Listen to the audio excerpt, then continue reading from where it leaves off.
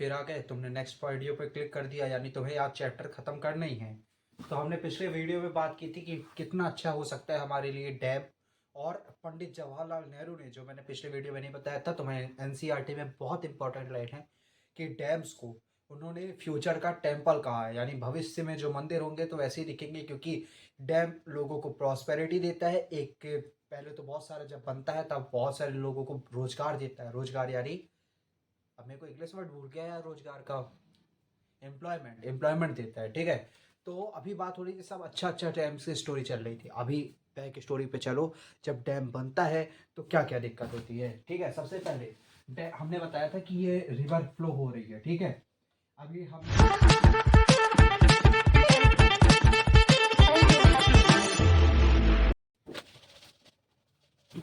मैंने मिटाया क्यों, क्योंकि मैंने समझा दिया था, लेकिन जो पॉपअप आता है ना कि आपका 50 MB डाटा लेफ्ट, वो उस चक्कर में दोबारा यार वीडियो पॉज हो गया, मेरे को दोबारा बोलना पड़ेगा, बताना पड़ेगा। तो क्या होता है कि जो नदी बहती है हमारी, ये नदी बह के आ रही है, हमने अपना डैम बना दिया, इस नदी के पानी को यहीं रोक दिया। अपने छोटे छोटे गेट्स बनाए कि जब हम चाहेंगे तब पानी को निकालेंगे।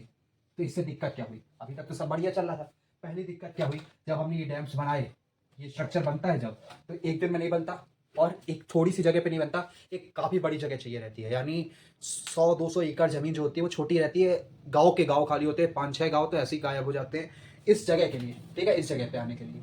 तो बहुत सारे लोग को अपना घर छोड़ना पड़ता है। मैं तुम्हें बोलूँ कि तुमको अपना घर छोड़ना पड़ेगा, तुमको मैं लाख रुपए दूंगा। सरकार यही करती है, गवर्नमेंट आती है, उन्हें एक छोटा अमाउंट देती है उनके घर छोड़ने की जगह पे, और उन्हें यहाँ से हट के कहीं दूसरी जगह पे जाके रहना पड़ता है। अब तुम गवर्नमेंट से नहीं लड़ सकते किसी भी चीज़ में।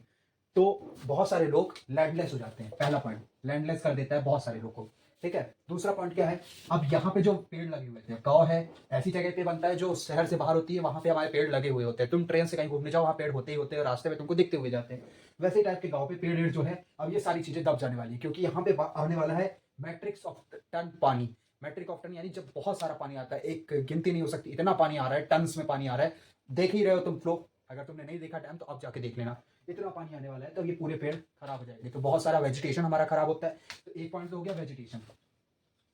तीसरा हो गया फ्यूना, क्योंकि पानी के अंदर भी जो पेड़ होते हैं उन्हें भी इफेक्ट होता है। अब इतनी देर हमने पानी को स्टोर करके यहाँ पे रखा है, तो जो पानी के जो जीव वगैरह हैं, यानी जो एक्वेटिक एनिमल है जो पानी में रह रहे हैं, उन्हें भी नुकसान होगा, और जो पानी के अंदर पेड़ पौधे रहते हैं तो उन्हें भी नुकसान होता है। चौथा पॉइंट क्या होता है, सबसे इंपॉर्टेंट पॉइंट, अब पानी जब नदी बह के आती है तो अपने साथ सेडिमेंटेशन लाती है, रॉक्स लेके आती है, ये सारी चीजें लेके आती है ना। तो क्या हुआ, अब रॉक्स यहाँ पे सेटल डाउन हो रहे हैं धीरे धीरे धीरे धीरे, पानी क्योंकि रुका हुआ है तो रॉक सेटल डाउन हो रहे हैं। और एक दिन क्या होगा, ये सेटल डाउन होते होते ब्रस्ट आउट।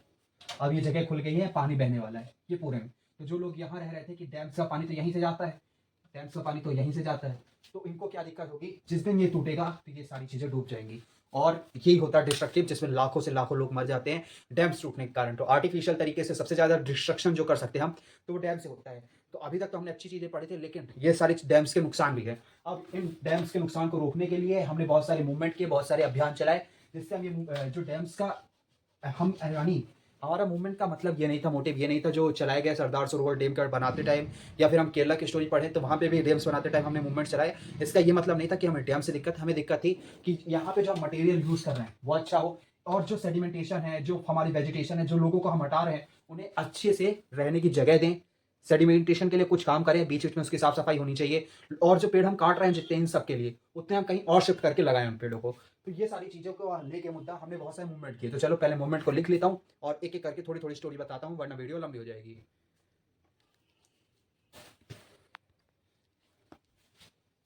अब हमारे पास स्मार्ट बोर्ड तो है नहीं, तो हम क्या करते हैं, ये स्लाइड चेंज कर दिया हमने।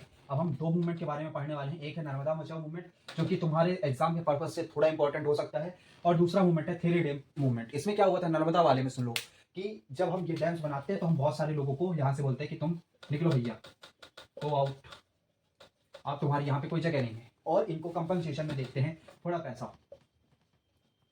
अब मैं बोलता हूँ कि किसी का घर इतना बड़ा बना हुआ है, ठीक है, यहाँ पे, यहाँ इतने बड़े घर को तुमको हटा दिया है, ये घर यानी डूबने वाला है, टूटने वाला है पानी आके, इसके बदले सरकार तुम्हें 1 लाख रुपए दे रही है।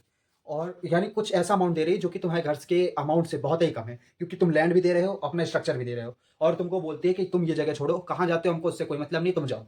तो इन सबको लेके लोग रो रहे थे, गुस्सा हो रहे थे, जब ये हुआ मूवमेंट नर्मदा बचाओ मूवमेंट, क्योंकि बन रहा था सरदार सरोवर डैम, जो कि नर्मदा नदी पे है। और नर्मदा नदी मध्य प्रदेश, गुजरात और महाराष्ट्र के कुछ हिस्से से होके बह के जाती है किसमें, हमारे इंडिया में, यहाँ पे बे ऑफ बंगाल इधर है, तो यहाँ पे अरेबियन सी में, ठीक है। अब अरेबियन सी में जाती है, तो यहीं पे एक डैम बना रहे थे हम कि गुजरात के लोग को, महाराष्ट्र के लोग को और मध्य प्रदेश के लोग को, तीनों को पानी मिल सके।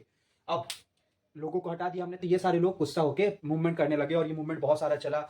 मेघा पाटेकर इसमें थी मेन, जो लीड रोल प्ले करती है ना, मेघा पाटकर थी। और फिर लेकिन क्या हुआ कि सरकार के आगे कोई जीत सकता है क्या, तो सरकार जीत गई और वो हार गई, और फिर प्रोजेक्ट बना, अच्छे से बना। फिर बात करते हैं थ्री डैम की, तो इसकी ज़्यादा स्टोरी नहीं है, इसमें भी ऐसे ही हुआ था, क्योंकि ये जहाँ बन रहा था केरला में है, वहाँ पे बहुत सारे वेजिटेशन था, बहुत सारे जानवर जीव रहते थे, और जंगलों के बीच में ये डैम बन रहा था, जिस कारण ये सब हुआ। और फिर धीरे से ये भी प्रोजेक्ट कंप्लीट हुआ। तो ये सारी दिक्कतें चल रही थी, और बस इतना ही था अच्छी वीडियो के लिए, इस वीडियो के लिए, क्योंकि ये वीडियो फिर लंबा हो जाएगा, तो हम पार्ट बनाते हैं अपना दूसरा, और इसको करते हैं कट। चलो मिलो अगले पार्ट में।